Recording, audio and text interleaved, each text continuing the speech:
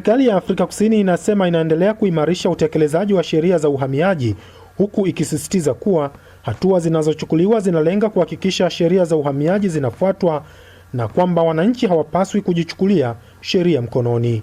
Kwa mjibu wa Waziri wa Sheria na Katiba Mamoloko Kubai, maelfu ya raia wa kigeni tayari wamefanyiwa taratibu za kurejeshwa katika mataifa yao, huku idadi kubwa ikiwa ni kutoka nchi jirani wanachama wa Jumuiya ya Maendeleo Kusini mwa Afrika SADC. Jumla ya raia wa kigeni 53,449 wamefanyiwa taratibu za kurejeshwa katika mataifa yao. Kati ya idadi hiyo, zaidi ya 80% ni raia wa Malawi, wakifuatiwa na raia wa Zimbabwe na Msumbiji. Kwa mujibu wa serikali, hatua hizo pia zimewahusisha raia kutoka mataifa yaliyo nje ya SADC. Idadi ya wahamiaji waliorejeshwa katika mataifa yaliyo nje ya SADC imefikia 2615.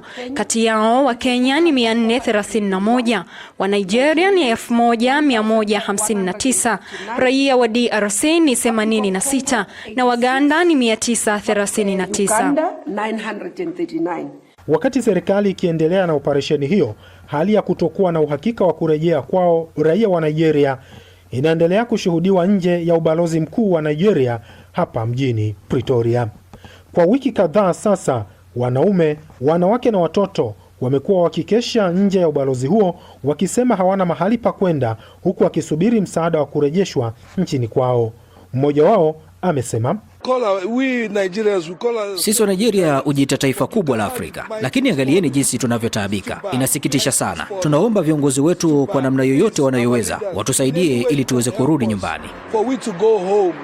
Wakati huo huo, katika kituo cha muda cha kushughulikia wahamiaji kilichopo jimboni Limpopo, idadi ya raia wa kigeni wanaosubiri kukamilisha taratibu za kurudishwa katika mataifa yao inaendelea kuongezeka.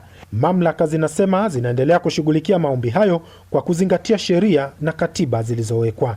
Bryce Odibichwa, DW, Pretoria, Afrika Kusini.